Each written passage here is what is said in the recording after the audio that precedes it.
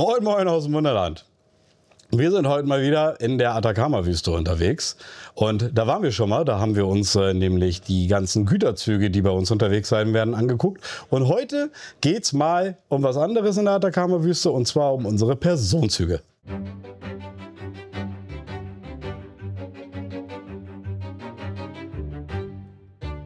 Wie ihr ja wahrscheinlich schon bereits wisst, können wir von diesem ganzen Material, was wir da fahren möchten, können wir uns gar nichts so wirklich kaufen, sondern sind ja dazu ja mehr oder minder gezwungen, alles dafür selbst zu entwickeln, selbst zu bauen und selbst zu designen.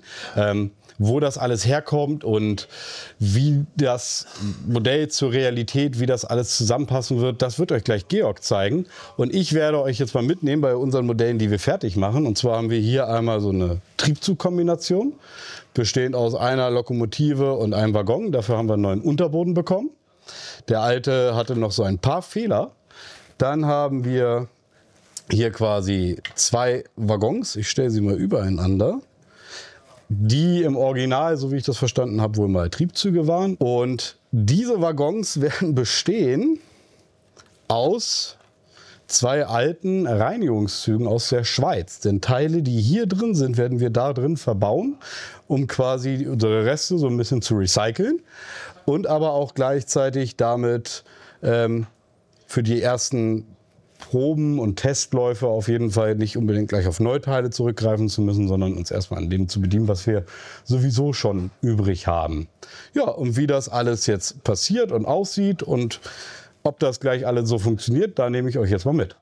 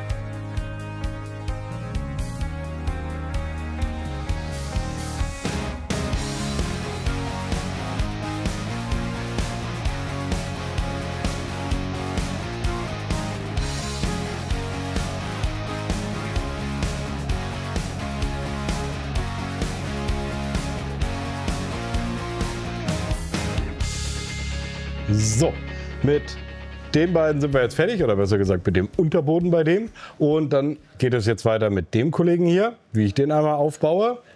Ja, machen wir den mal fertig.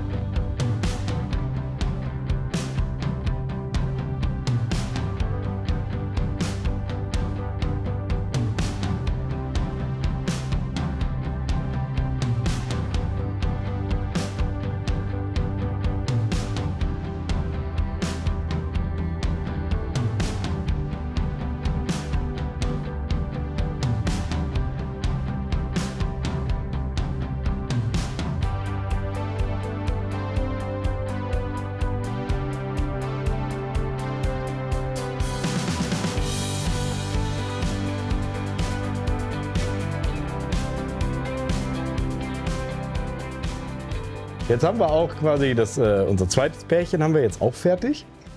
Das ist in dem Fall sind das zwei Wagen. Hier haben wir ja eine Triebwageneinheit und das alles nehme ich jetzt und gehe damit hoch zum Testkreis. Und während ich mich auf dem Weg hoch zum Testkreis mache, wird euch Georg einmal da erzählen, wie wir denn eigentlich jetzt darauf gekommen sind, genau diese Züge zu fahren und woher das Ganze so kommt und welche Vorarbeit er da bisher geleistet hat und auch leisten musste.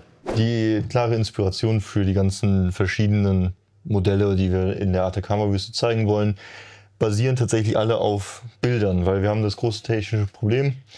Die Loks, die wir jetzt verkaufen können, sind alle im normalen H0-Maßstab, sprich haben eine Spurweite von 16,5 mm. Wie man hier auf diesem Bild ganz gut sehen kann, diese riesengroßen Dieselloks fahren auf Meterspur. Das ist jetzt bei dieser Lok zum Beispiel überhaupt nicht möglich, da so schmale Spurgrenze oder Spurweiten zu fahren.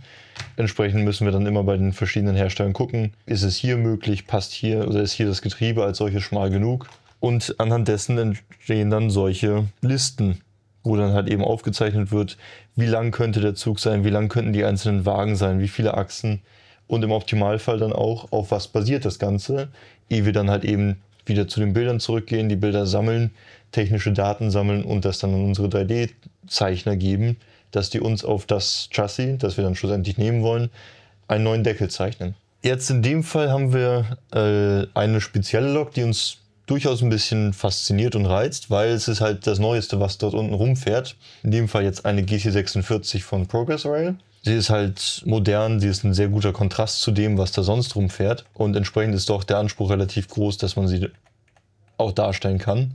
Wohingegen, wenn man so ein bisschen durch die ganzen Bilder durchscrollt, findet man unter anderem hier alte, ausgediente australische Lokomotiven, die man umsetzen möchte. Und es sind halt so viele verschiedene Loks.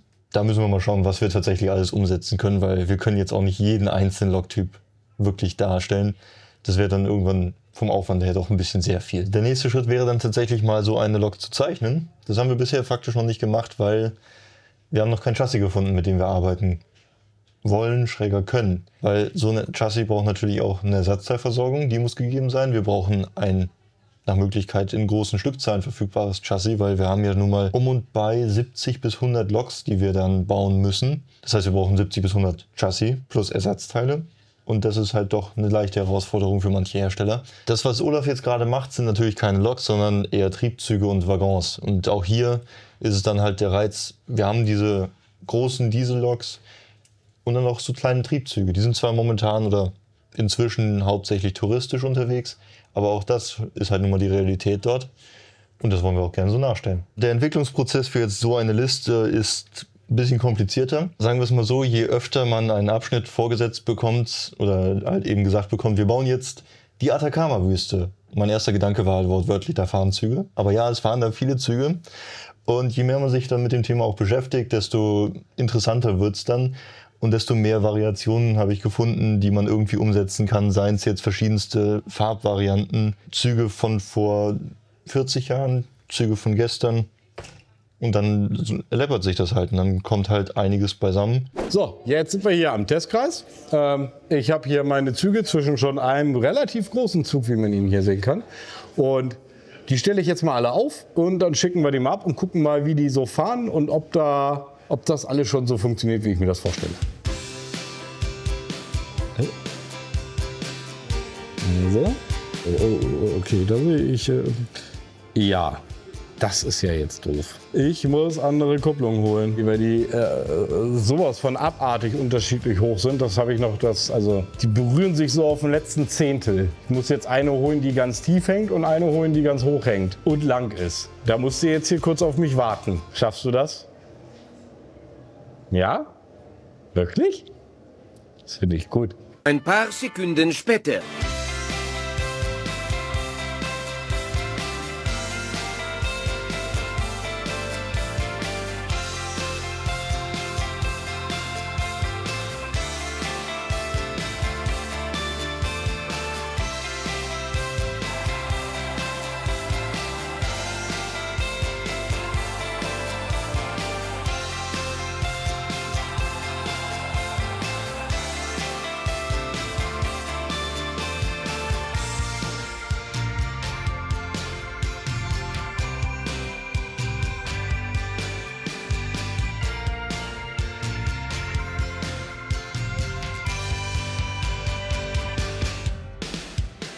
Ich hoffe, euch hat die Folge gefallen und ihr konntet einen Einblick mit uns erlangen, was denn so in unserer Atacama-Wüste passiert. Solltet ihr jetzt beispielsweise noch Züge kennen für unseren Südamerika-Abschnitt, also jetzt Atacama, Regenwald, alles was da kommt, die ein bisschen besonders sind oder außergewöhnlich sind, dann schreibt sie mal bitte runter in die Kommentare. Wir würden uns die definitiv mal angucken, weil wir sind immer auf der Suche nach so ein paar Exoten. Und ja, ich wünsche euch jetzt noch einen schönen Tag und auf Wiedersehen.